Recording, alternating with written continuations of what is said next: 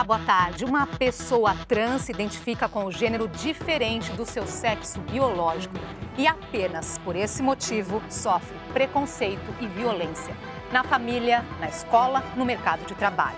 Aos poucos, algumas iniciativas tentam mudar esse cenário, mas ainda há um longo caminho pela frente. E falar sobre isso é uma forma de buscar uma sociedade mais justa. Hoje, aos 21 anos, Luana trabalha como caixa de supermercado. Está empregada há 1 ano e meio, mas não foi fácil conseguir essa oportunidade. Eles pegavam o currículo e, como já via que o nome não condizia com a pessoa, eu acho que eles jogavam fora, ou então só diziam que ia ligar, mas não ligavam.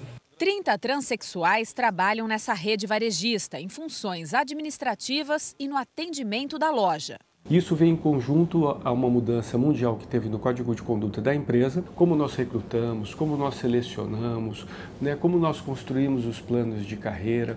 Então, quando se fala em diversidade e se fala especificamente nesse público, dos transexuais, é fundamental que isso esteja em cada um dos pontos que fazem parte do modelo de gestão da empresa. 37 grandes companhias assinaram um documento para promover a igualdade de oportunidades ao público LGBT. Além das vagas, direitos, alguns simples, como ter o crachá com seu nome social, que muitas vezes é diferente do nome do registro. Nesta hamburgueria, Bruno ajuda na cozinha e Roberta recebe os clientes. Eu batalhei bastante, não desisti, apesar de dificuldades, e uma hora aconteceu. Surgiu essa oportunidade da cozinha que eu estou me identificando completamente. Eu me descobri aqui dentro. Quando montou a equipe, Luiz recebeu mais de 300 currículos. Ao mesmo tempo, para nós foi bom, porque a gente contratou pessoas boas, porque outras pessoas deixam de contratar. Foi ruim porque a gente vive nessa sociedade que não contrata, às vezes, por conta disso. E para falar sobre os desafios enfrentados pela população trans, recebemos o psiquiatra Alexandre Sadé, coordenador do Ambulatório Transdisciplinar de Identidade de Gênero e Orientação Sexual do Instituto de Psiquiatria da USP, e a psicopedagoga Alexandra Braga. E você pode participar da nossa conversa mandando perguntas e comentários pelo Facebook e pelo Twitter. Obrigada pela presença hoje aqui com a gente. Nós começamos aí com essa reportagem positiva mostrando essas empresas abrindo as portas para a população trans, mas por enquanto são iniciativas isoladas, não é à toa que chama bastante a atenção, mas está começando a mudar? Olha, Andressa, nesses praticamente 25 anos que eu trabalho com a população transexual, que eu comecei com a população adulta, dá para perceber uma mudança na cidade de São Paulo. O Brasil é outra realidade, o Brasil é o que mais comete violência contra transexuais, o país que mais assassina transexuais no mundo. É bem grave, é bem sério isso, mas na cidade de São Paulo você percebe que começa uma mudança. Tem transexuais entrando na faculdade, conseguindo pós-graduação, especialização, entrando no mercado de trabalho, tendo reconhecimento do uso do nome social. Então, tem uma mudança. Muito mais precisa ser feito, mas claro, eu já acho que já é um início, porque as pessoas recebem a informação, e recebendo a informação diminui a ignorância, diminui o preconceito. Sem dúvida. E nós sabemos aí que existe homofobia no Brasil, que é o preconceito contra homossexuais, mas quando olhamos para a população trans, Alexandra, é ainda pior, né? Olhando, como o doutor lembrou aí, o Brasil está no ranking, é o topo, é o país que mais mata transgêneros, transexuais, e travestis. Entre o mundo e travestis, no mundo. É assustadora essa informação. E nós podemos dizer aí que, em grande parte, se deve ao preconceito? Olha, falando da parte vivência, eu vivi há 40 anos e vivo num corpo transexual. Eu digo que eu sou uma sobrevivente de tanta transfobia. E que ainda há muito. Eu tenho milhares de transexuais travestis e homens trans vivendo à margem da sociedade por não ter oportunidade. Ainda a transfobia é grande. E se colocar no mercado de trabalho, se colocar em sociedade, ainda é um trabalho árduo. É muito difícil. E muitas não conseguem, porque acabam na beira de uma guia, mortas pela transfobia. Isso, exatamente. Agora, e a gente percebe que essa falta de oportunidade é um ciclo, né? Começa quando a pessoa não se identifica com o seu gênero, o que já é um grande desafio para ela. Depois, dentro da família, os preconceitos familiares. Depois, na escola, isso continua. E muitas vezes abandona a escola e não consegue chegar no mercado de trabalho. É um ciclo, né? Começa na infância, na adolescência, quando tem as mudanças corporais do sexo biológico, é dramático e isso vai repercutir na vida adulta. Por isso a preocupação no trabalho com as crianças que têm questões de gênero, para a gente identificar o que essa criança está expressando, né? A medicina acredita numa base biológica, não estou dizendo causa, uma base biológica para esse fenômeno transexual. Só que o convívio social e a nossa cultura vai influenciando a maneira como essa criança vai vivenciar isso que acontece com ela. Porque a criança quer ser amada pelos pais, reconhecida e respeitada. Se os pais não reconhecem aquela criança na identidade de gênero que ela se coloca, que ela se reconhece, tem alguma coisa errada com ela. E aí isso começa um ciclo muito grave na vida dessa criança, adolescente, e vai repercutir na vida adulta. Alexandre, eu acho importante você trazer um pouquinho dessa sua vivência, né, para a gente entender, chamar a atenção das pessoas. Começando então pela essa questão da infância. Qual foi, a partir de que momento você percebeu isso, começou a te incomodar, que você não se identificava com o gênero ali que nasceu? Eu costumo dizer assim, quando criança eu gostava de usar tudo que me levava ao mundo feminino, eu era chamada a atenção, né?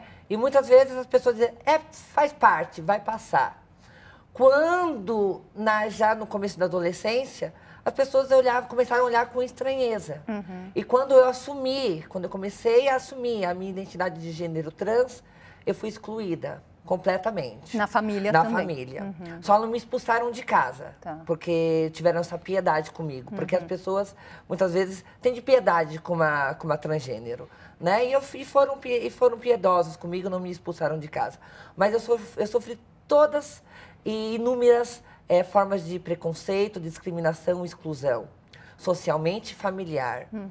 Eu me vi durante alguns anos da minha vida sozinha.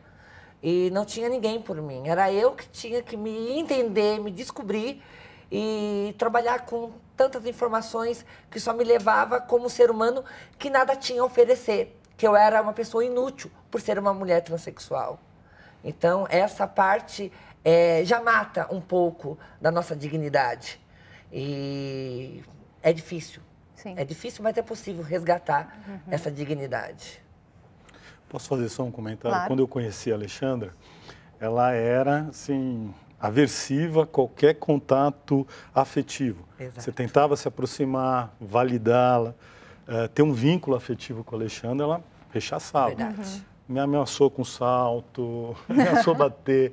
Foi uma construção de um vínculo. De confiança. De confiança e de resgate de uma coisa que acho que da Alexandra hoje é uma mulher fantástica mesmo, atuante, com as crianças, nos movimentos, ela resgatar essa humanidade que é dela. Ela é uma pessoa de muito valor e tem que ser respeitada nisso. Fazendo um adendo ao que o doutor está dizendo, realmente, eu não aguentava mais. Eu não aguentava mais tanta exclusão, não ter oportunidade, não ser vista como ser humano. Eu só era vista pela sociedade como objeto sexual, né? Portanto, a única coisa que a sociedade heterossexual cisgênero nos oferece é a prostituição. É onde nós temos dignidade a estar. E a maioria acaba buscando esse caminho, não é? Todas. Quase praticamente todas, entendeu? E assim, quando eu tive a oportunidade de entrar dentro do Hospital das Clínicas e começar a ter uma visão de um futuro, uma dignidade e me completar como pessoa, eu cheguei dessa maneira. Na sociedade eu me armei. Sim. Então, para não apanhar, para não ser agredida, eu agredia. Então, eu me cheguei lá nessa postura. Sim. E foi um trabalho muito, muito grande desse grande homem que esteve comigo durante 10 anos. E ele me fez um pouco da mulher que eu sou hoje. Obrigada, doutor. Agora, como a gente está colocando aqui, falta de informação leva ao preconceito, vamos aproveitar para esclarecer alguns pontos aqui, doutor Sadé, explicar o que é ser transgênero, né? E o para a gente tentar entender o que essas pessoas sentem quando se olham no espelho e não se reconhecem. As pessoas sempre têm na mente que é uma escolha, é uma opção. Não é opção, não é escolha, é falta de opção, é falta de escolha. A Alexandra não escolheu ser quem ela é. Se ela pudesse escolher, como muitos transgêneros e transexuais falam, não escolheria ser. Então, assim, é uma questão que tem uma base biológica, que se manifesta na infância, na adolescência, ganha uma dramaticidade. E alguns termos que eu acho importante esclarecer. A gente nasce macho ou fêmea, biologicamente. A noção de ser menino, menina, homem, mulher, é o que a gente chama de identidade de gênero. É como eu me reconheço. E o gênero em si, a expressão gênero, é masculino ou feminino. Então eu posso ser um homem mais masculino, mais feminino, ou uma mulher mais masculina, mais feminina. Agora, isso é uma variação dentro da nossa espécie, vamos dizer assim. A gente não escolhe o acompanhamento com a Alexandra e com toda a população transexual, não é estética, não é cosmética, é um acompanhamento que resolve, né? É para mudar, é reparador mesmo. E aí os termos. Transgênero é um termo mais popular que engloba todas as questões de gênero.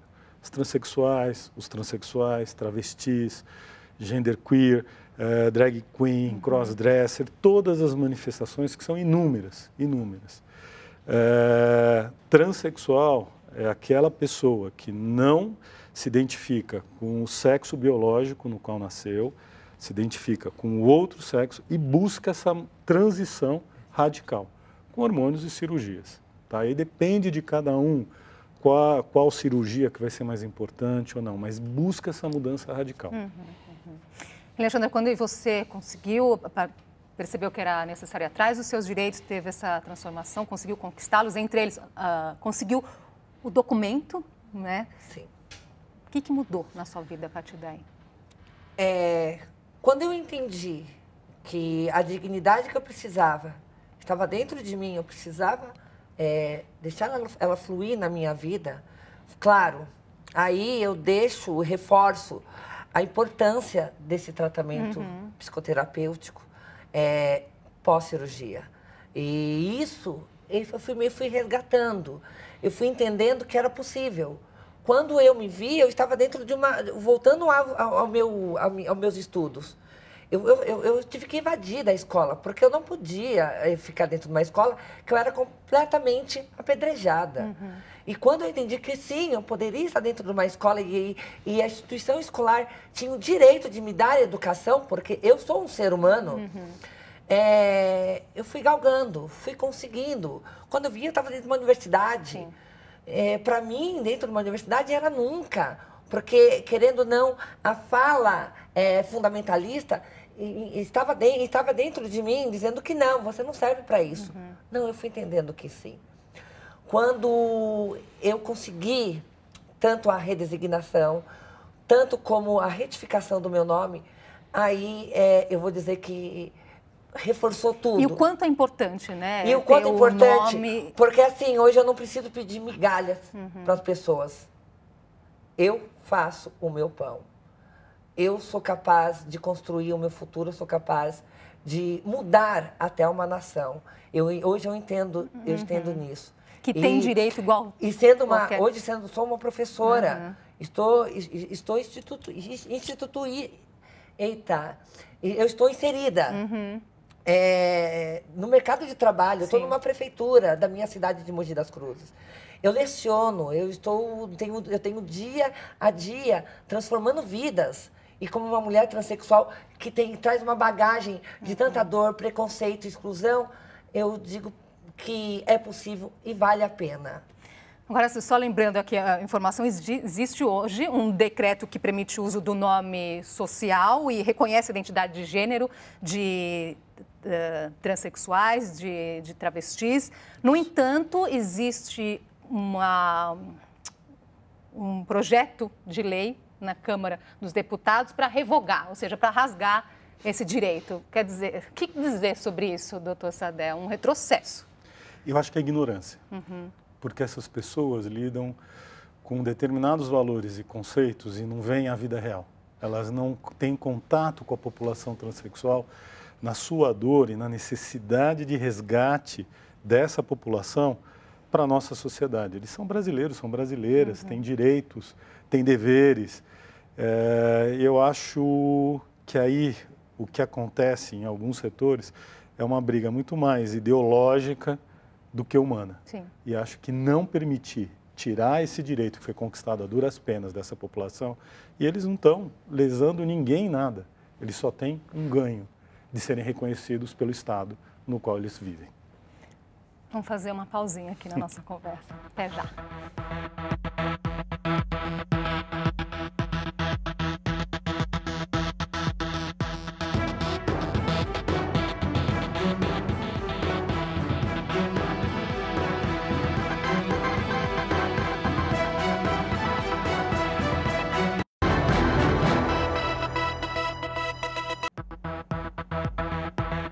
Já estamos de volta com o JC Debate. Hoje conversamos sobre os desafios enfrentados pela população trans. Com a gente, o psiquiatra Alexandre Sadé e a psicopedagoga Alexandra Braga.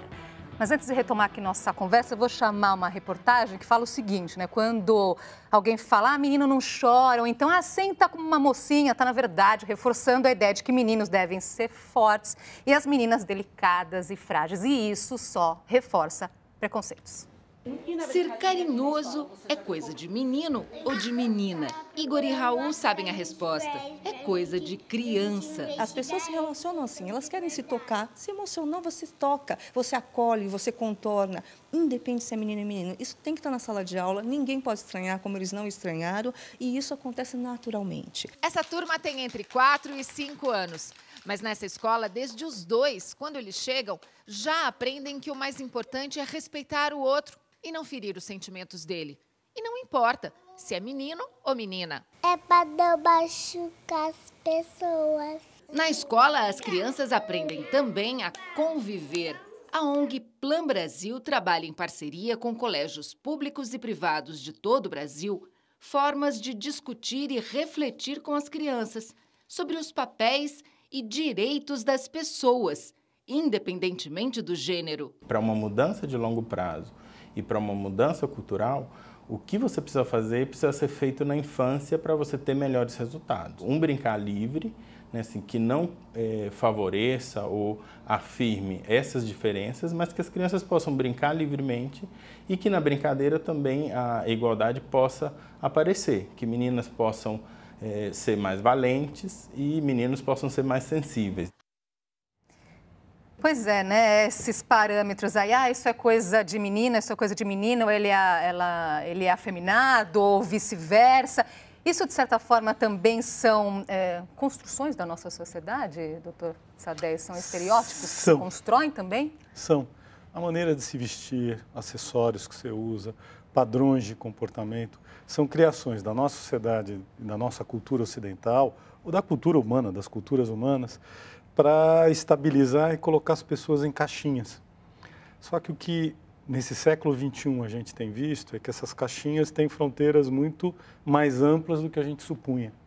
E a gente respeitar essas fronteiras menos fechadas é uma questão importante para a nossa espécie, para o ser humano hoje, poder respeitar as diferenças, as especificidades de cada pessoa, de cada grupo. As diferenças que são muitas, né? Muitas. Alexandra. Eu acredito ainda numa sociedade livre, onde nós não vivemos ainda nessa sociedade. Nós vivemos numa sociedade onde querem impor como que a pessoa deve ser e determinar o caminho que ela deve seguir. Eu acredito numa sociedade livre, onde eu tenha direito de exercer e ser aquilo que eu sinto, aquilo que eu realmente sou. E esse respeito ainda está longe de se valer. Mas é uma luta. E nessa luta, com certeza, vamos tentar diminuir tanto preconceito ainda que eu vejo de todas as maneiras. E eu acho que, de certa forma, entender se não é aquilo que serve para você, tudo bem também, mas respeitar, não é, doutor? Porque a pessoa vai viver, não necessariamente o jeito como ela vive me agride pessoalmente. É dela. É dela. Por que eu me sinto agredido? Isso é uma coisa minha. A reportagem sobre as escolas eu acho muito importante, Andressa, porque criança não tem tanto preconceito. Criança é muito mais liberal na aceitação, na expressão de quem é, de como vê o mundo. A partir de que idade ela tem esse discernimento aí de gênero? Porque não tem, a princípio, né? Começa por volta dos 2, se estabelece por volta dos 4 anos de idade. Por volta dos 4 anos de idade. E aí cada um vai viver isso da maneira como lhe é característico. Mas são os adultos que colocam já nas crianças esses... As crianças de 4, 5 anos trazem os valores de casa. Então é comum você ouvir uma criança criticando a outra porque, ó, meu pai disse, minha mãe disse que isso não é de menino, isso não é de menina.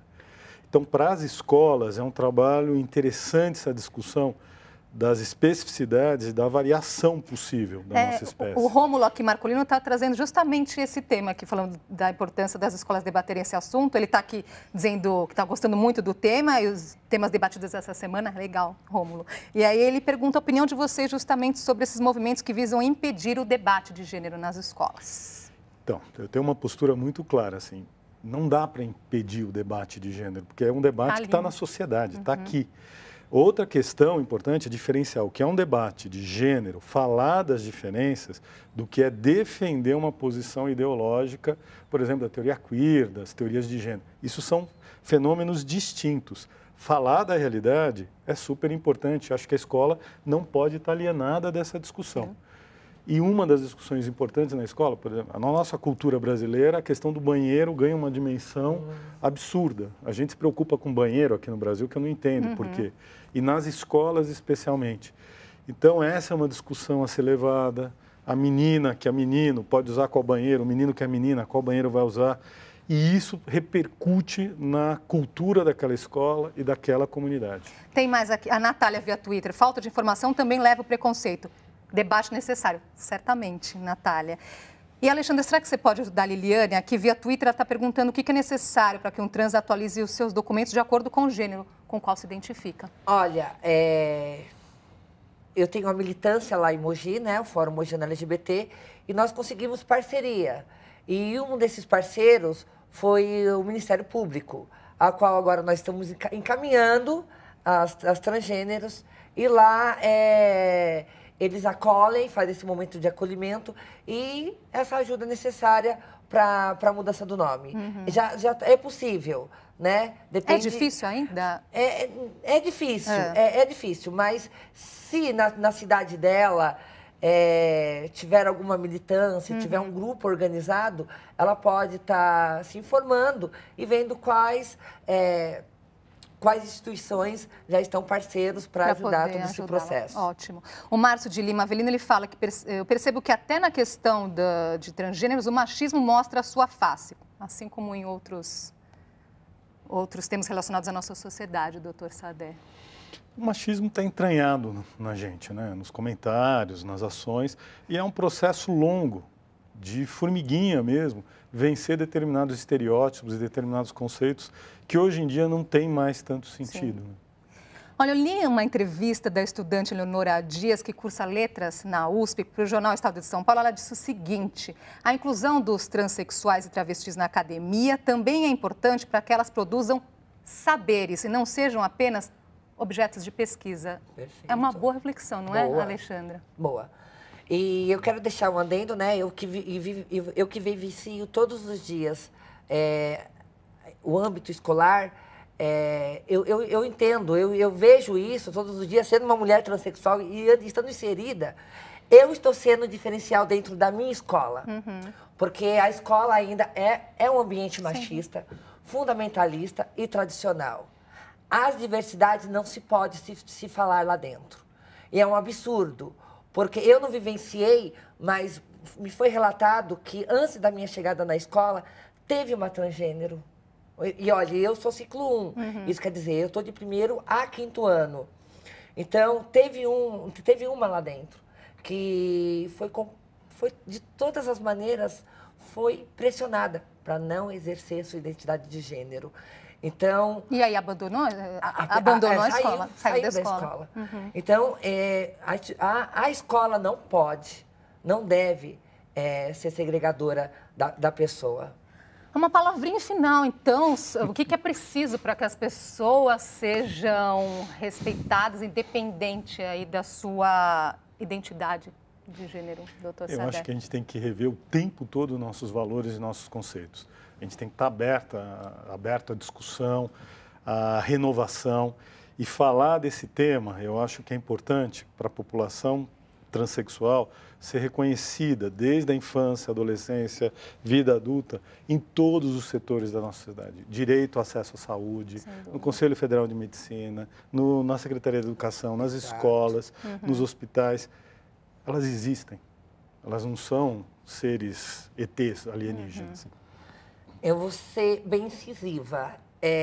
Eu digo mas estou dizendo todas as mulheres trans, homens trans e travestis. A minha dignidade, a minha competência não está no meio das minhas pernas. Eu não vivo segregada ao meio das minhas pernas. Quem vive segregado a isso é a sociedade fundamentalista e tradicional. Apenas sinto por eles, porque eu sei que aonde eu sou capaz de chegar. Sem dúvida, veio aqui para provar isso. Sem dúvida. Muito obrigada. Obrigado por vocês terem vindo aqui hoje. Obrigada. E vamos falar, sim, muitas vezes sobre isso. Obrigado. Com certeza. Até uma próxima. Até. Muito obrigada pela sua companhia. Uma ótima tarde para você.